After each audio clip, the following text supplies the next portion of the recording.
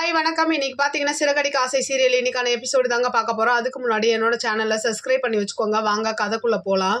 முத்து என்ன பண்ணுறாரு, மீனாக்கு வந்து தேங்க்ஸ் சொல்கிறாரு. எங்கள் வீட்டில் இருக்கிற எல்லா பிரச்சனையும் நீ தான் தீர்த்து வைக்கிற, அதனால் நீ பொண்டாட்டியாக கிடச்சதுக்கு நான் கொடுத்து வச்சிருக்கணுன்ற மாதிரி கட்டி பிடிச்சி தேங்க்ஸ் சொல்கிறாரு. அப்படியே அடுத்த சீன் பார்த்தீங்கன்னா மனோஜ் வந்து என்ன பண்ணுறாரு, எல்லாத்தையும் யோசிச்சுட்டு முத்துக்கிட்ட போய் தேங்க்ஸ் சொல்கிறாரு. எல்லாத்துக்கும் ரொம்ப தேங்க்ஸ் அப்படின்னு சொன்னதுக்கப்புறம் முத்துக்கு ஒரு மாதிரி அதிர்ச்சி ஆகிடுது. என்ன இவன் அதை சிரிச்சுக்கிட்டு கூட சொல்லாமல் இப்படி சோகமா போறான்ற மாதிரி நினைப்பாரு. அடுத்த சீன் பாத்தீங்கன்னா இந்த சிந்தாமணி இருக்காங்க இல்லையா, அவங்க வந்து இந்த பூக்கடை சங்க தலைவர் இதுல வந்து போட்டியிடுறாங்க போல. அவங்க வந்து கை காமிக்கிற ஆள் தான் நிற்பாங்க போல. இந்த தடவை வந்து எல்லாரும் சேர்ந்து அங்க இருக்கிறவங்க எல்லாம் சேர்ந்து நீங்க நில்லுங்க அப்படின்ற மாதிரி சொல்லவும் சிந்தாமணி வேற வழியே இல்லாம சரி நான் நிக்கிறேன் அப்படின்ற மாதிரி சொல்லிடுவாங்க. அப்படியே இந்த பக்கம் பார்த்தீங்கன்னா பாதி பேர் இந்த சிந்தாமணியை பிடிக்காதவங்க என்ன பண்ணுவாங்கன்னா மீனா நிற்கணும் அப்படின்ற மாதிரி எதிர்பார்ப்பாங்க.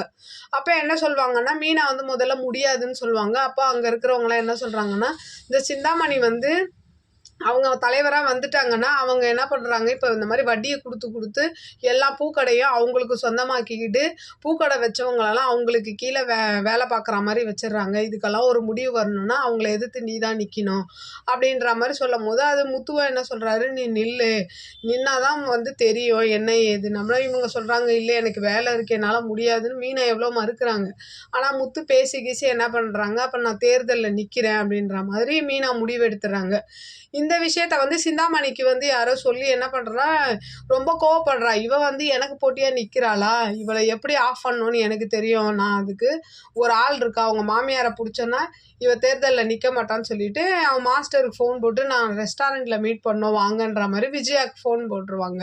அப்படியே இந்த பக்கம் பார்த்தீங்கன்னா மீனா என்ன பண்ணுறாங்க, இந்த சந்தோஷமான விஷயத்த வந்து வீட்டில் எல்லாருக்கிட்டையும் சொல்லணுன்றதுக்காக அவங்க அம்மா, அப்புறம் அவங்க தங்கச்சி சீதா, அப்புறம் சத்யா, அப்புறம் ரேகா இவங்களை எல்லாரையும் வீட்டுக்கு வர சொல்லிட்டு என்ன பண்ணுறாங்க, விஷயத்த சொல்லும் போது ரேகா சிந்தாமணி பொண்ணு தானே ரேகா, அதனால அவள் வந்து இந்த வீட்டில் யாருக்கும் தெரியாது அவள் சிந்தாமணி பொண்ணுன்னு.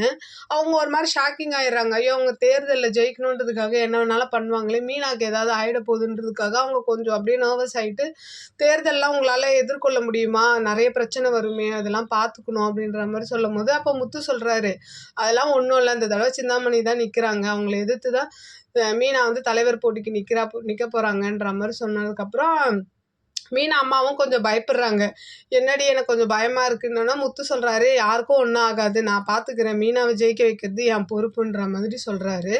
அப்படியே அடுத்த சீன் பார்த்தீங்கன்னா விஜயா வந்து ரெஸ்டாரண்ட்டுக்கு வர சொல்கிற சிந்தாமணி வந்து பொக்கெல்லாம் கொடுத்து ரொம்ப அவங்கள பெருப்பேற்றிக்கிட்டே இருக்காங்க. இவங்களாம் என்ன ஏன் இதெல்லாம் கொடுக்குறீங்க அப்படின்னு கேட்கும்போது, அதான் உங்கள் வீட்டில் வந்து தலைவி வரப்போகிறாள், அதான் இந்த மாதிரி பூக்கள் சங்க இதில் வந்து உங்கள் மருமக மீனா தான் நிற்க போகிறா அப்படின்னோடனே இவங்களுக்கு ஒரு மாதிரி அதிர்ச்சி ஆகிடுது.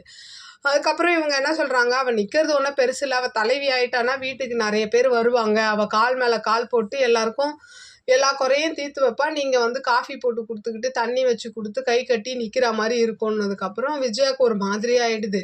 அப்படியே ஏற்றி கொடுத்துக்கிட்டே இருக்காங்க சிந்தாமணி. அப்படியே இன்றைக்கான எபிசோடு முடியுது. நாளைன்னு கொஞ்சம் போடுவாங்க இல்லையா, அதில் வந்து இந்த இந்த தேர்தலில் நிற்க போகிறேன், அந்த தலைவி போட்டிக்கு நிற்க போகிறேன்ற மாதிரி அண்ணாமலைக்கு ஸ்வீட்லாம் கொடுக்குறாங்க.